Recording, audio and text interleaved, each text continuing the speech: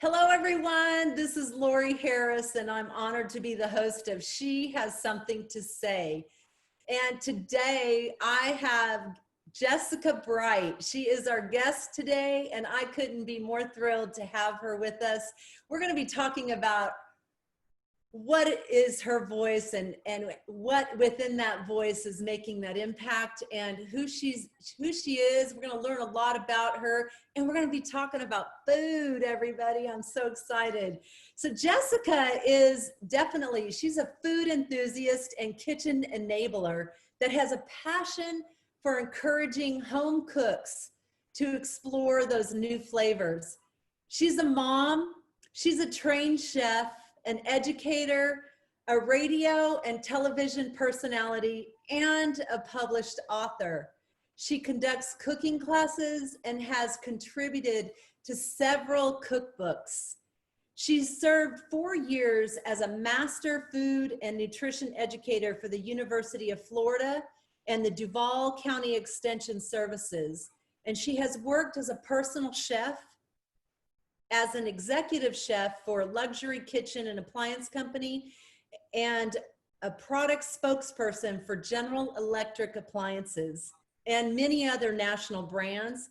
She's also a caterer and an event planner, and she has worked for prominent companies such as Walt Disney, the Colonial Williamsburg Foundation, Marriott, Hyatt Regency, and Darden Restaurants.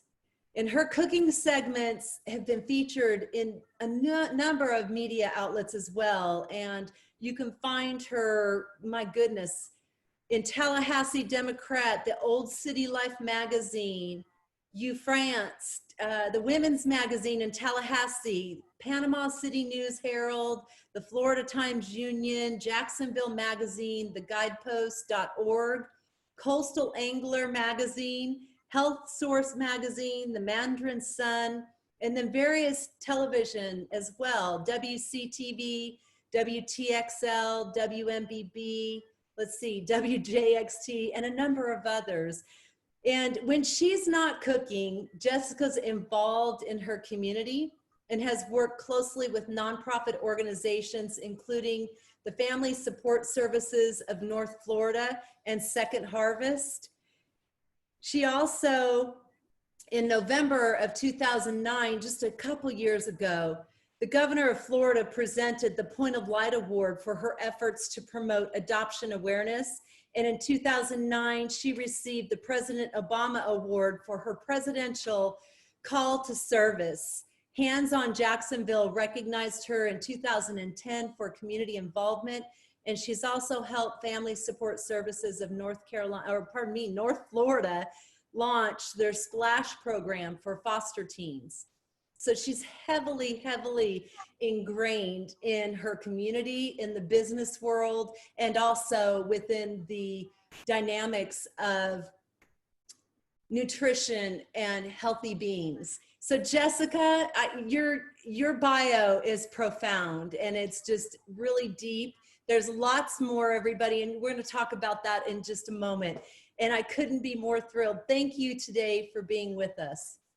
You are so welcome. Thank you for inviting me. I'm excited and honored to be part of this. Wonderful. So let's begin. I'm curious, what are your earliest memories about food that have been formative for you?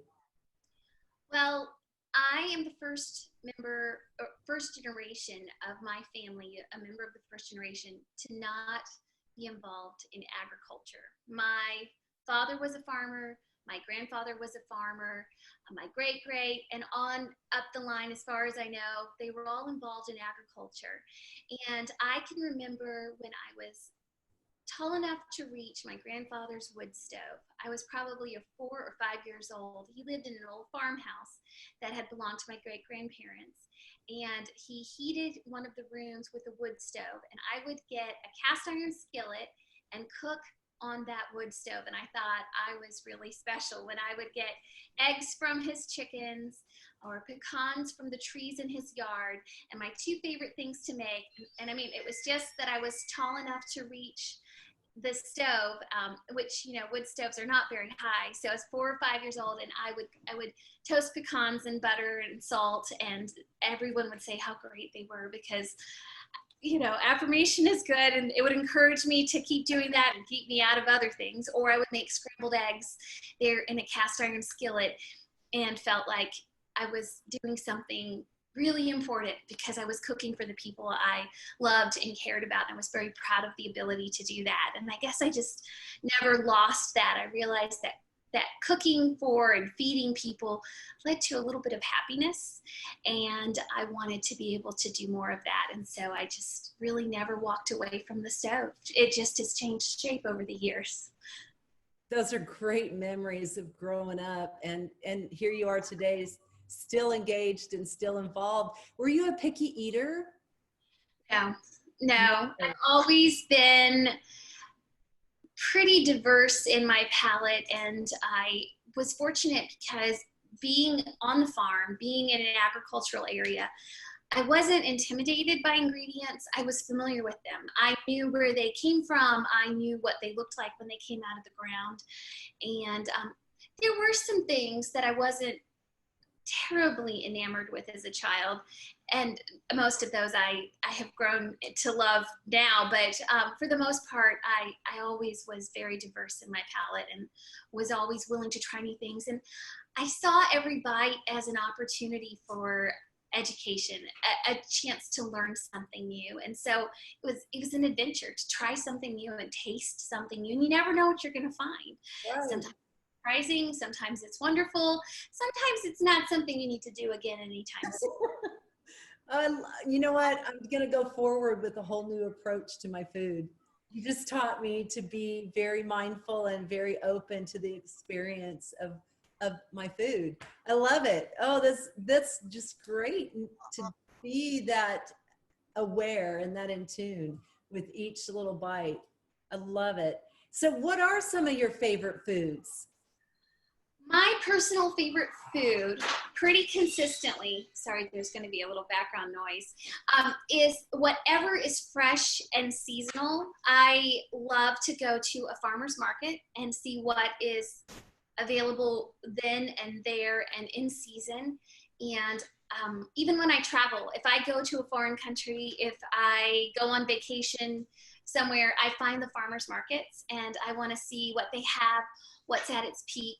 And I love the nuances of how things are harvested and grown and the flavor changes that they get depending on your geography and the season of year. And so I my favorite food would be whatever I can go to the closest farmer's market and find. And I normally will end up talking to the purveyors and finding out what their favorite things are and taking a morsel of information as well as a basket full of something and preparing something When new. you're at the farmers markets, how do you select? Do you smell? Do you touch? It's Well, not right. pre-COVID, yes, all of those things. Now, because of all the things we're going through with our social distancing and germ conscientiousness, most of the farmers markets won't let you touch the food. You are having to socially distance from produce, but you can still talk to the farmers and compliment them enough by respecting them and honoring their judgment. And normally they will be good to you because they know what they're doing. They grew it. They know the food. And so if you earn their trust, they will, or if you show them that you trust them, they will reciprocate quite often with a quality choice and good judgment. That'll be in your favor. So normally, yes, I would touch, smell, look, and ask questions. Right now, you can be educated about what is seasonal. You can look for signs like how things are stored, whether they're directly in the sunlight or they're in a shaded, more protected area. You can look for the boxes under the table. If it looks like it came out of a warehouse, then they probably didn't pull it out of the dirt on their farm or in their garden. And so wherever I can shorten that path from the field to my plate, I know that that is going to increase the flavor. So I try to do that, and by talking to the to the purveyors, you can find out a lot about that and make better choices. Well, you mentioned the times we're living in right now in COVID. So how do you describe comfort food in these times right now to help us transition through this? And how does food play a role? Well, actually, ironically, today, I taught summer camp for a group of kids who I've done this for several years. And this year I'm doing a group that's half the size of what I normally have. And I'm having to make them wear masks while they're in the kitchen, and I'm keeping them socially distant, which is such a paradox because normally we come together in the kitchen and we connect and we gather around the table, and it's such a sense of community and connection. And so there's this ironic tragedy that we're not supposed to be connecting like that now. But today I had one young man who's been with me for 5 years. He is 14 now and taller than I am. And he told his dad this was the one summer camp he wanted to do this year. And he's going to be with me for 4 weeks. And then I had a group of 3 sisters ranging in age from 6 to 10.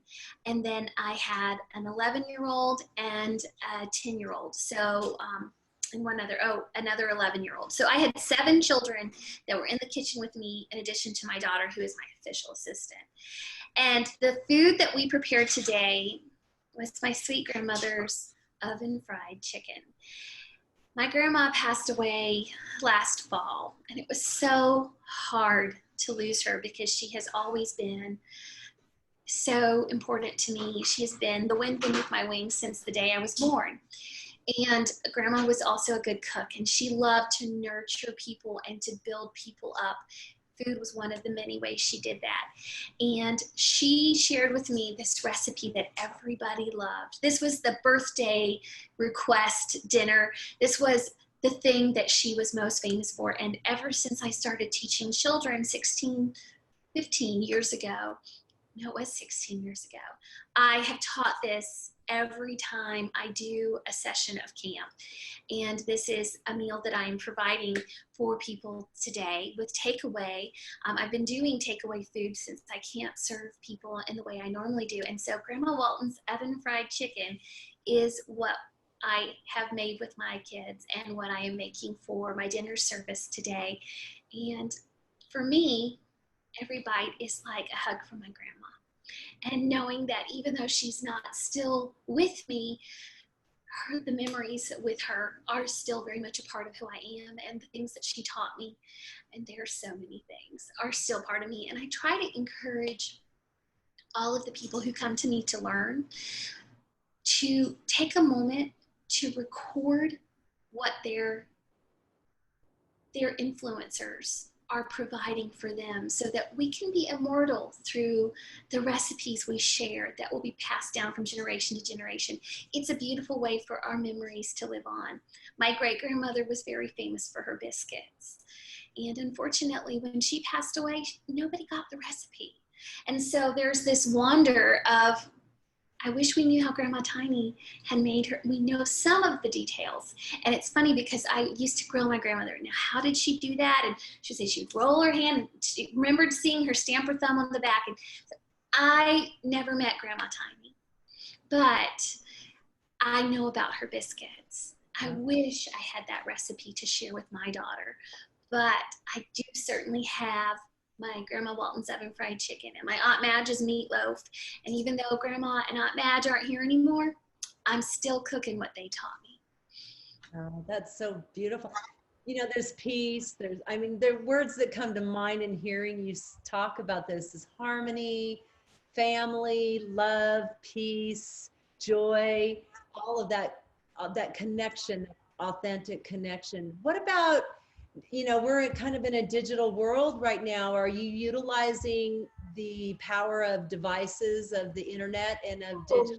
That's a deep question. Okay, so as you mentioned, I have a background in television and radio, but it's a paradox because I kind of went about what I do in a backward way. I was cooking for a celebrity They loved what I had made for them. They were driving through, they were performing in a town that I lived in, and I had catered this huge feast. And they just thought, oh, this is the best meal I've had in years. You know, this is great. Who are you? Where did you come from? And they started asking me questions. And they asked me if I had a website. And I didn't bother. I don't like technology very much. I like connections and all that. I don't like internet connections. Right. And so they asked me if I had a website, and I said no. And I immediately watched myself become completely invisible to them. It was like I did not exist. And ironically, at that time, I was also doing a lot of work with local television, but I didn't use a website. I was so busy doing all the things that I did that it just seemed like such a chore to do that as well. So I started doing things virtually with a website at that point, and that was probably about 14 or 15 years ago. And so I started doing the website, and I did that as a companion piece to go along with the other things I was doing in real life. And I was on television, but I didn't watch television. And I did television so that I could validate my ability to teach in person, because really being with people and connecting with people is what I love. And so I opened my cooking school 6 years ago, KitchenAble. And once that happened, I really stopped doing all of the virtual stuff. It was still there, and I would send out newsletters and everything, but I wasn't blogging. I wasn't doing as much television. I wasn't doing radio, because I was doing these virtual things as a means to an end of being with people and building relationships. But I had reached this point where I was connecting with the real deal, with humans, and that's what I wanted. And I stopped. I stopped doing TV. I stopped doing radio. I stopped blogging, even though it was something that I had done long enough to have a pretty decent resume in that. And I was always told that I did that well, but it didn't bring me as much joy as being with other human beings. And now, funny how life works. I have no choice. I have to get back in front of a camera because I can't have as many in-person engagements as I want to. So I have started doing videos again. I've started doing some social media things that I was hesitant about, because that time in front of a camera is time that I would rather be in front of another human being. Right. Especially since the time in front of the camera usually leads to even more time with editing and fixing things and putting things up later and then writing about it.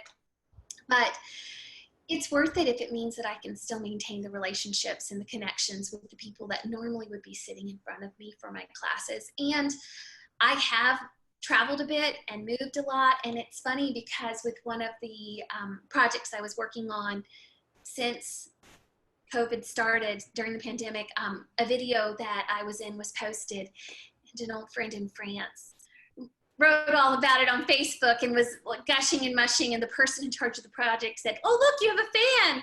And ironically, that project was all about local engagement and local businesses. And I said, "Did you see where she's from? She's from France." It's not a local, but it was priceless. It was special to me too, because I have actually thought about her and others all over the globe, and how hard it is knowing that we don't have the choice to just hop on a plane and go here and there and everywhere at the drop of a hat. And so it really does make the heart go fonder when you have all these memories with people in so many places, and you can't just run out and build a new connection. I think it helps you to cherish the old ones even more. And I think what's happening right now too, the great part is we're starting to transition forward, and things are gradually starting to open up a little bit. I'm curious, what's exciting to hear is that you're so family oriented. So I'm a little curious about your kids and how adventurous are they with you, since you're always doing new dishes and you're always cooking. How adventurous are your kids with you? And you mentioned your daughter's kind of your assistant chef. So talk about your kids and the kitchen and the food and the dynamics of all that. Well, it's interesting because my son is on the cusp of adulthood. He will be turning 18 in just a couple of months now. And it's really easy to take your mama for granted when she's a chef. And I joke with him that you're going to be coming back because you're hungry. And he participated in a camp at the Naval Academy last summer. And one of the things that I had noticed in some of the information about the camp was how great their meal plan was, and how they would come together for family meals, and they would all sit at a table, and they got these huge hot meals all the time. So I thought, he's going to really enjoy this. So he came home from a week of rowing and eating and being in Annapolis. And I said, well, how were the meals? You know, I was maybe just a little concerned that he didn't miss me. And he said, well, they were okay. They were kind of bland. I thought, oh, okay. And my daughter, there is a wonderful restaurant in town that has won many awards. And I took her there for brunch. It was a few years ago. And she was probably 8 at the time. And they brought the food to her, and she took a bite, and she turned to me and said, Mom, do you have any of your seasoning in your purse? And I thought, if only they knew. So, you know, like any child, they have tendencies to be in good or bad moods. And food is my love language, and they know it. And my daughter in particular has very good social skills. And so she knows that if she wants something or I need cheering up, the best thing to do is say, oh, Mom, you make the most delicious whatever it is. And, oh, this is so tasty, Mom, so good. And so, you know, and it's funny because my son is going through this independence stage of his life where he is, you know, starting to leave us in so many ways on so many levels. And he wants to be independent about food. And you know, I can make that myself. And he's extremely particular. I mean, this kid can make a pie that will put any bakery to shame. And, you know, he'll say, I'm really in the mood for apple pie. Would you like me to make you one? No, I'm going to make it myself. But he will come to me and be like, can I have your recipe for the pastry crust? I was like, sure, here you go, make your pie.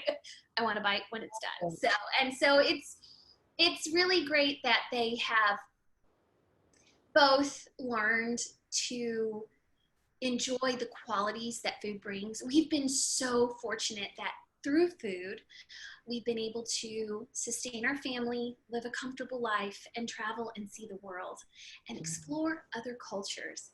And we've learned how so many of the nuances of the flavor are different yet similar. They connect us. It doesn't matter if I'm taking my children to a farmer's market here in Tallahassee or a farmer's market in Brittany, France. There are going to be farmers we can talk to. Sometimes it's easier than others. My son does speak some French. My daughter has a few words. She is a middle schooler, so she hasn't had as much of a chance to learn French yet. And I am passively conversational in French with a lot of hand signals and facial expression. But, you know, it's so beautiful to go to other places with my children and to see and learn about other cultures through their food. I cherish that. It's one of my greatest memories. My children do complain that because I own my own business and it is a family business, they are expected to help quite a lot. And they have extraordinary dishwashing skills as long as they're in the right mindset. But you know, I like to tell them it could be worse. My father was a farmer, and then he bought a fish market. And so I was cleaning fish when I was their age. And so it could be worse. They could be cleaning fish instead of going to France and walking through a farmer's market and, you know, washing a few dishes afterward. But beyond dishes, are there any other food rules with the kids and your home? Are there any other food rules in your home? I am very firm about anyone that I'm cooking for that is a minor. It's a little hard to do this with adults that come to me for classes, but even the kids that come for summer camp, you need to taste at least one bite of everything. The official term for that, I believe, is the polite bite, but you know, whenever I make something, Doesn't matter if I've made it before, you need to try at least one bite because your taste buds are changing and foods change too. And so I do expect them to try one bite, and I do try very hard, even though we live in a world of deliciousness and desserts and decadence. It's important to incorporate healthy choices too, and they normally do a pretty good job most of the time about doing that. So what I are do some of have the, one child who would live yeah, off math. what are some of the healthy hacks for some of the foods we love, but are usually kind of less than healthy at best? What are some of the food hacks that you want to share? I would say that probably my favorite thing is just using more fresh ingredients wherever you can. Getting fresh vegetables and fresh fruits and incorporating those as much as possible. I also tend to, anything that you make yourself compared to opening a box or opening a bottle or opening a jar, you know, any closer you can get to making something from scratch, normally the healthier it's going to be. And so salad dressings are a great example. A lot of us think that salad dressings fall into a very specific flavor combination, and we're used to certain patterns of dressing flavors because that's the bottle that we're used to seeing on the table from the store. But if you can slow down enough to make your own salad dressing and find one you like, or two or three, a lot of times that is very mind-blowing. It's one of the things that the people who come to classes with me rave about. It's like, I can't believe how good your salads are. And it's like, well, I need the dressing from scratch. So you're tasting the dressing and not the chemicals that preserve the dressing. And then the vegetables that are in it, they're fresh. I peeled those carrots. I didn't buy those already peeled and tumbled ones. And I used different things, and a lot of those things were sourced closer than what you're going to find at a standard grocery store. And so those steps that we're taking to really connect closer to our food source and to produce things ourselves, even if they're baby steps, every little bit that we can get closer to that, to the from scratch, close to the source, that's going to improve the flavor and improve the nutrition of that. And so are there staples that people should keep in their pantries and in their refrigerator that you would recommend for that? I tend to always have a lot of olive oil and normally at least 2 or 3 other kinds of oil, but you have to store that correctly. So if you're using a nut oil or a seed oil that goes rancid more quickly, refrigerate it. I also tend to have several different kinds of vinegar. I usually have a balsamic vinegar, and then a rice vinegar, a red wine, white wine vinegar. And then I also tend to have a variety of my favorite spices. Personally, I have a seasoning blend that I sell here at my cooking school and through our local online farmers market that is a combination of my favorite flavors in a way that I designed to complement the natural flavors of food. So it brings out the flavor of a vegetable so that it is more authentic and true to itself instead of all tasting the same. And I always have that seasoning. I always have a couple of different oils, and I also have a few different vinegars like that to add. And then I have a couple of seasonal things that I get at different seasons throughout the year here that I keep in my freezer. For example, Meyer lemons are something that's very popular and grows well here. And I keep Meyer's lemons in my freezer. When they come into season, I wash them and I freeze them whole. And figs. Figs are one of my favorite things. They're a summer fruit, and so I keep dehydrated figs in my freezer as well. Oh, wow. So now that you've given us ideas about some of the just staples, what is your favorite kitchen gadget and a must-have? I have a lot of things that I like, but I am a whisk girl. I always have, not just one. I have drawers full of whisks. So I probably own about 50 different whisks, and they're all different. They're like my children. They have different personalities. Love each one of them for a different purpose. So I just really love whisks, and I have a lot of whisks. And is there anything, you're very family oriented. I can just tell by the way you light up when you talk about your family. So do you have a heritage piece in the kitchen or something that was handed down by your family that's meaningful to you when you cook? Not just from my family. I'm very blessed that many of the people who come to me for classes will Uh-huh. give things that belong to their grandmother or their mother too. So, for example, I don't know if you can see over behind me this. All of these rolling pins, many of them are old rolling pins that I was given by some of the students who come to classes with me. My favorite rolling pin that I use the most is actually in the dish room being washed. It's a French rolling pin that I bought when I was in France. But most of those came from people who come and cook with me, and they'll give it to me and be like, I'm sorry, I don't use it. Would you like it? I'm like, yes. And then behind you is a window that has a curtain that is made out of an apron that belonged to my husband's grandmother. And the window next to it has another curtain made by an apron that one of my students gave me that she found in an antique store. So my kitchen here at the cooking school and at home is just overflowing with sentimental kitchen tools. And to me, every one of these tools represents someone working in love to nurture their family and to care for the people that they care about.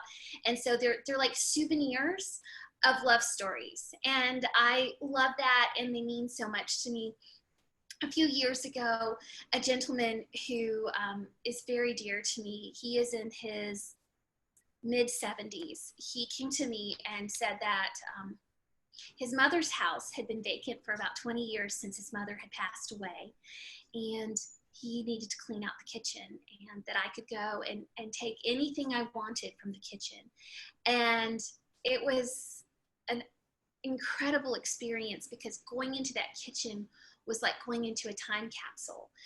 She was a much older woman who had lived a very wonderful life and been very engaged in hospitality and entertaining.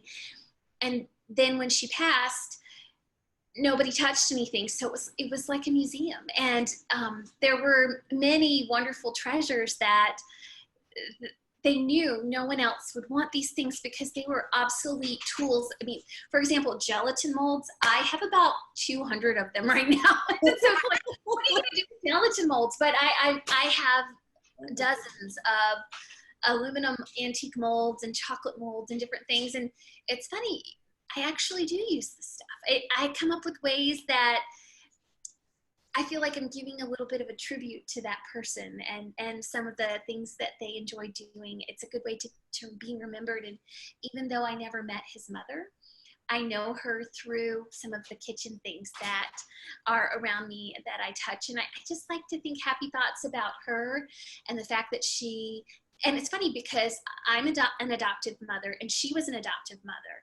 And her son, who is my dear friend, who's in his mid 70s, was adopted through the same agency that my daughter was adopted through. So I like to say we're first cousins because, we're connected. We have a family tree of adoption and a direct family tree of adoption. And so I like to think that some of her heart lives on in my heart when I use the things that she used to serve and love through food.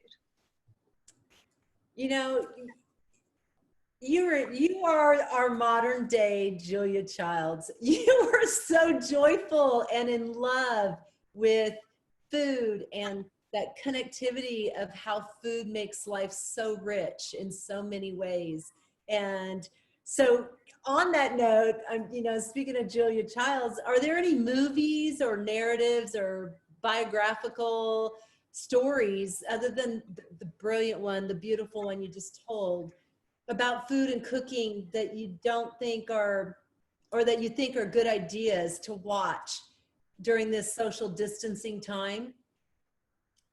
I like almost any movie that incorporates food. But as you mentioned, I have a Disney background, so I'm a little biased. And I love France, so that doesn't help. But I think that ratatouille is a great one for right now because anyone can cook. And if you aren't doing it, it's a good time to start because you're stuck at home and you can't go all the places you want to go. So it's time for you to connect with your stove or whatever and figure out how to do it. And I love the beauty of the memories, the melody that comes to our heart and our soul when we taste the right thing. Uh-huh. A lot of us are feeling a little bruised and beat up right now. So maybe we need to find that bite that takes us back home and brings us the joy. And I hope that everyone has something like that, some little nibble that will bring you a memory that just soothes you and puts you in the right place, and that you can find a way to share that with others. Mm. What's your she power? My she power? Uh-huh. Getting children to wash dishes. Getting your children to wash dishes. That's A lot of she power. I don't know. My she power is creating a formula for someone that will bring them happiness with a bite. That's my power. If I can talk to someone long enough, normally, without asking direct questions about what it is, but even just if I know where you're from, if I know where your grandparents are from, if I know a little about where you've been and where you've traveled and your health, I can usually fit together the puzzle pieces and know exactly what would bring you to your knees if you were to taste a bite of it. So my she power would be seduction through food, but you gotta use your powers for good. So what would you recommend to young people in regards to food? In regards to food, Mm-hmm. I would recommend that you start learning and you never stop. You control the fork coming to your mouth. No one else does. And there is so much power in that fork. It can bring you health. It can destroy your health. It can bring you happiness. It can bring happiness to others. It can be full of things that are helping the community or things that really aren't. And so this is one of the things that we have to consume. There are so many things that as humans and as a society, we don't need every day. But food, we need this usually at least 3 times a day. And so it is an ongoing decision from the time we're born until the time we die of what nurtures us. And what nurtures us is so much more than what we chew. It's so much more. It's about what the source is that it's coming from and how it got to that source. What were the conditions of that source? How was it treated? Was it, prepared correctly? Was it prepared in a healthy way? Was it humanely? I mean, all these little aspects, these little tiny details, millions of them that go into every bite on every fork. And there's so much to learn, more than any one human being could ever learn. So there's always more to learn. I'm still reading cookbooks every night when I go to bed. And I've been doing that for quite a few years now. And I'm not even close to knowing half the things I want to know. So just learn. And I'm gonna end this with, what motivates you? What inspires you? I think that for me, bringing joy to others brings joy to me. And what motivates and inspires me is when I can share a recipe and someone comes back to me later and says, I need that dish for my children. And they